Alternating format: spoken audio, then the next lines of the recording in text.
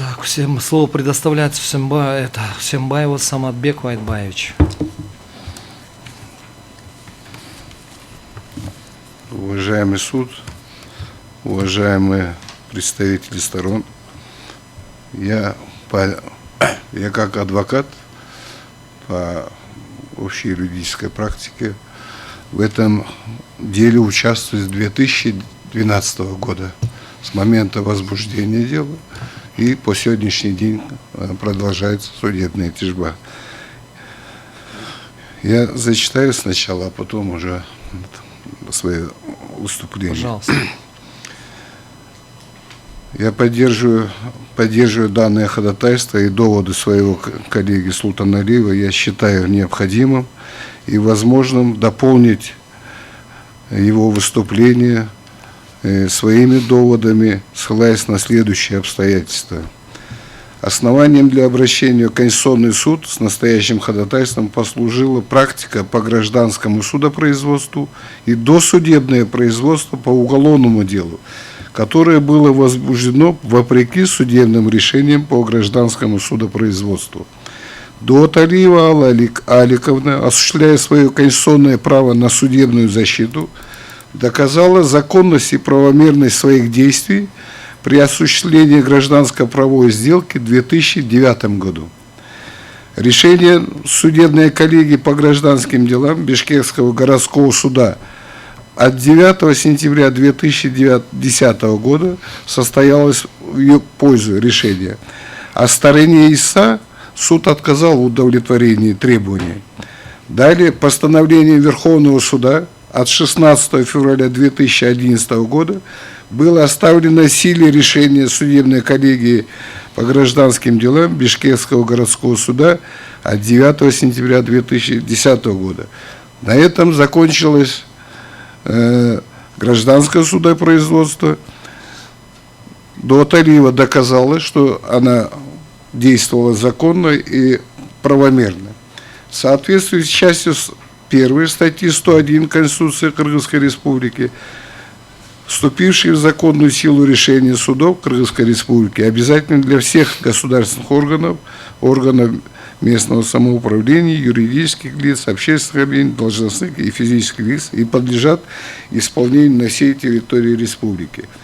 Сторона истца, проигравшая в гражданском судопроизводстве, используя пробелы уголовно-процессуального законодательства, 2012 года добилась возбуждения уголовного дела по тем же событиям, которые были предметом рассмотрения в гражданском судопроизводстве. То есть они обратились с 2010 года, когда у них были исчерпаны все права на защиту в гражданском судопроизводстве. Они пытались заявлением по вновь открывшимся обстоятельствам, чтобы суд пересмотрел дело. Суд и в этом отказал своим определением. Исчерпав все свои возможности, они уже в 2011 году обращаются правоохранительные органы с заявлением. И после многочисленных отказов в возбуждении уголовного дела, неоднократных по материалам, только в 2012 году уже возбуждается уголовное дело. В справке это отмечено. Уголовное дело в отношении Дуаталиева неоднократно прекращалось на стадии следствия за отсутствие состава преступления следователей МВД разных уровней.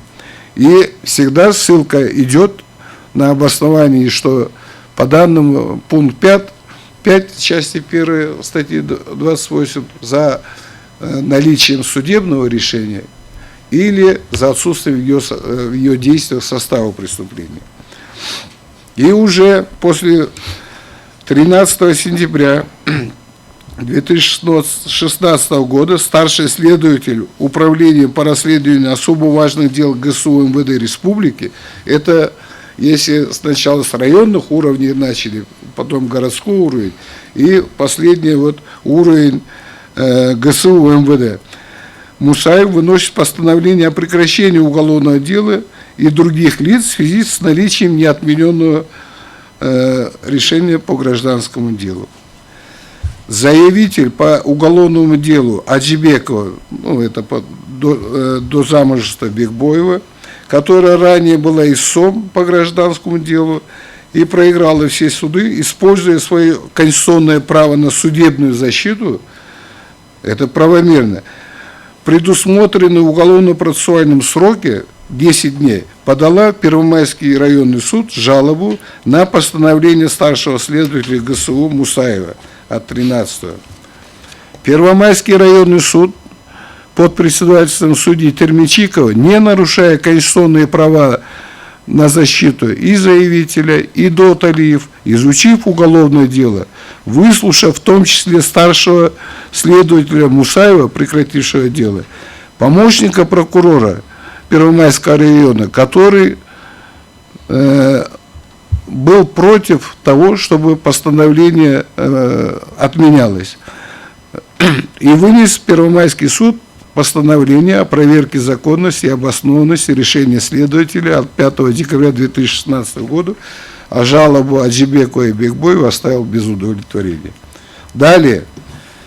Судебная коллегия по уголовным делам Бишкекского городского суда, не нарушая права сторон на судебную защиту, опять же при участии прокурора прокуратуры города Бишкек, который также не нашел нарушений норм уголовного процессуального права, своим определением от 15 февраля 2017 года оставляет кассационную жалобу заявителя без удовлетворения. Судебная коллегия по уголовным делам Верховного суда Кыргызской Республики, не нарушая конституционное право на судебную защиту сторон, выслушав их, выслушав прокурора Генеральной прокуратуры Кыргызской Республики Айбашева, который не нашел нарушения постановления следователя ГСУ МВД Мусаева и в предыдущих судебных актах двух инстанций, своим постановлением от 8 мая 2018 года оставляет в силе судебные акты первой и второй инстанции, а надзорную жалобу заявителей без удовлетворения. При таких обстоятельствах, при наличии 5 судебных актов от судов разных инстанций до судебной инстанции Верховного суда, все должностные лица, следователи, прокуроры, не говоря уже физические лица, должны были подчиняться решениям и принимать во внимание выводы судебных органов всех инстанций и исполнять. 5 октября 2017 года прокурор управления по надзору за следствием и оперативно-розыскной деятельностью Генеральной прокуратуры Республики Исманов выносит постановление об отмене постановления о прекращении уголовного дела, которое выносил следователь ГСУ Мусаев и который был предметом рассмотрения судебными инстанциями до Верховного суда Кыргызской Республики. В материалах дела это его вот самое первое постановление есть. В судебных актах, я хочу особо подчеркнуть, в судебных актах всех инстанций указывается, что суды выслушивают стороны, выслушивают мнение прокуроров всех инстанций, которые принимают участие, включая прокурора Генеральной прокуратуры, и потом ссылаются на материалы дела.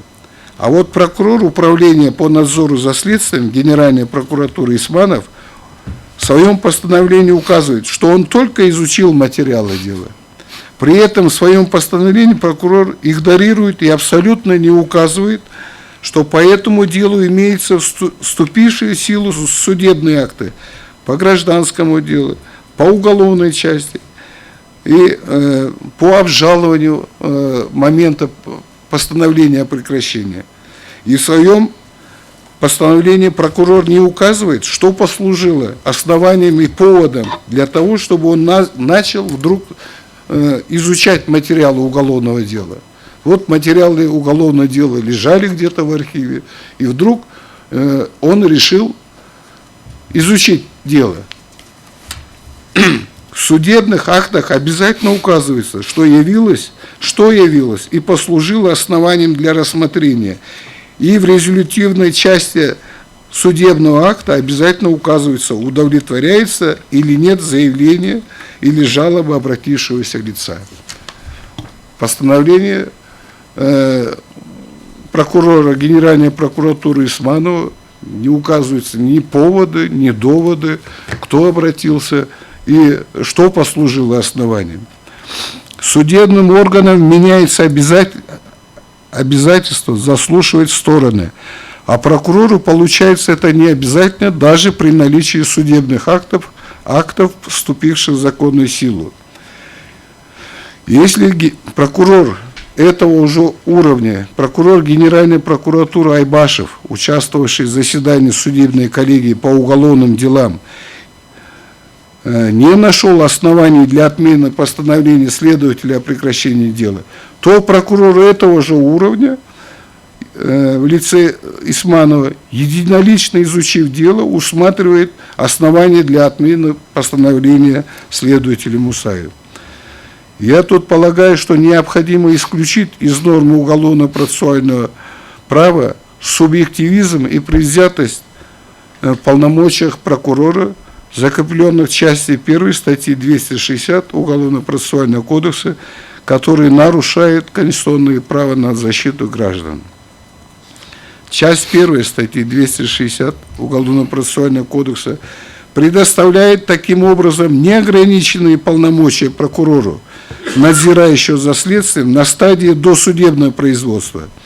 Действия прокурора Генеральной прокуратуры Исманова, который не указал и проигнорировал имеющиеся в материалах уголовного дела судебные акты всех инстанций, является доказательством того факта, что должностное лицо при осуществлении своих функций может допускать субъективные предвзятые решения по делу с нарушением конституционных прав на защиту сторон, которые привлечены в материалах уголовного дела.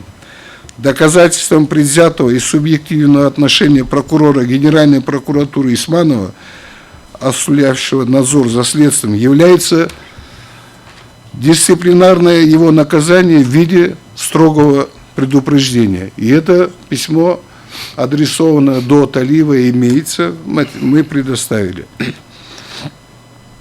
О дисциплинарном наказании прокурора управления Генеральной прокуратуры Исманова было сообщено до Талиевой письмом начальника отдела Генеральной прокуратуры Карашева от 14 июня 2018 года.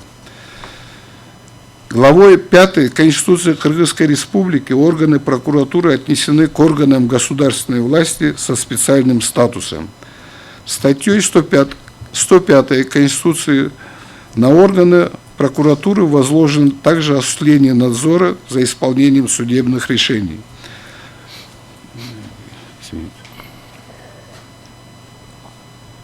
Поэтому прокурор управления Генеральной прокуратуры Исманов должен был руководствоваться в том числе и постановлением Первомайского районного суда о проверке законности и обоснованности решения следователя от 5 декабря 2016 года, определением судебной коллегии Бишкекского городского суда от 15 февраля 2017 года и постановлением Кыргызской Республики от 8 мая 2018 года, вынесенные по этому уголовному делу.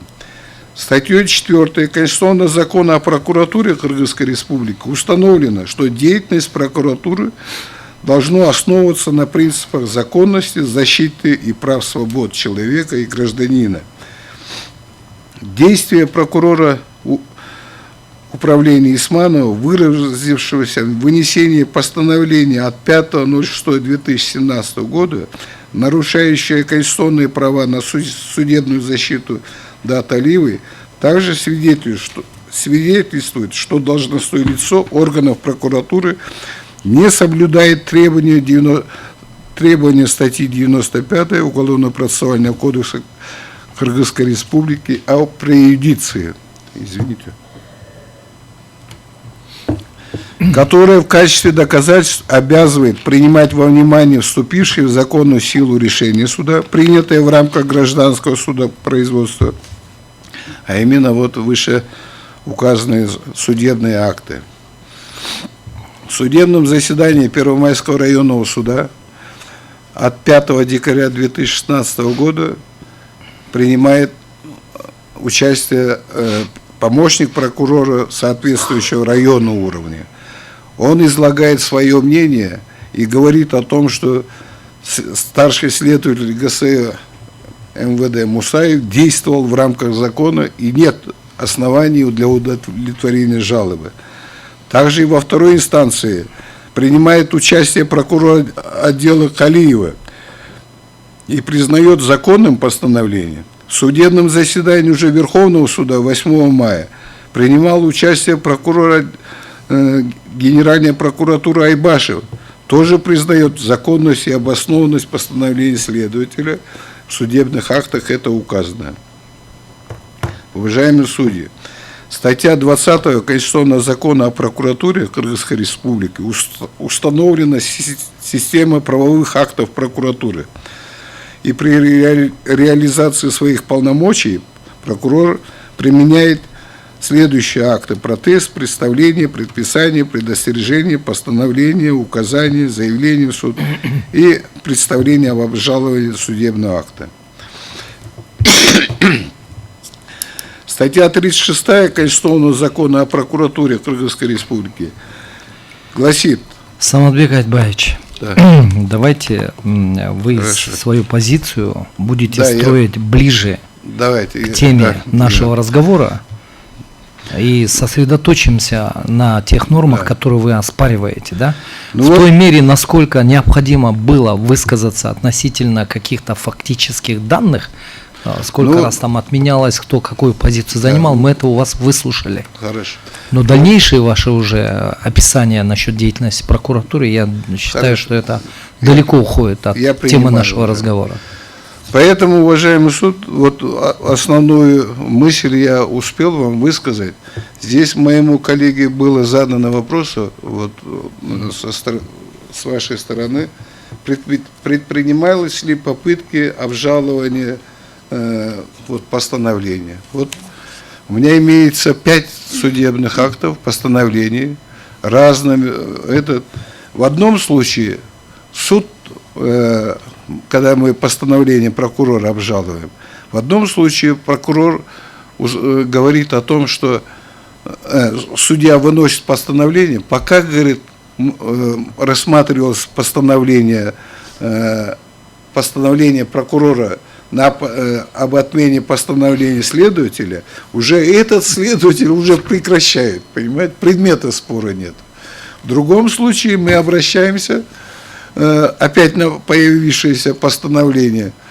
В ходе судья по формальным причинам не предоставлены те документы, опять отказывает. Нет, в ходе в данном случае предмет вашего оспаривания в другом заключался, не постановление следователя о повторном прекращении, нет, о действиях, и мы Нет, поэтому и постановление спрашивали, прокурора. действия постановления прокурора мы вы на постановление обжаловали? прокурора, да. Я хотел сказать, что мы несколько раз обращались, и вот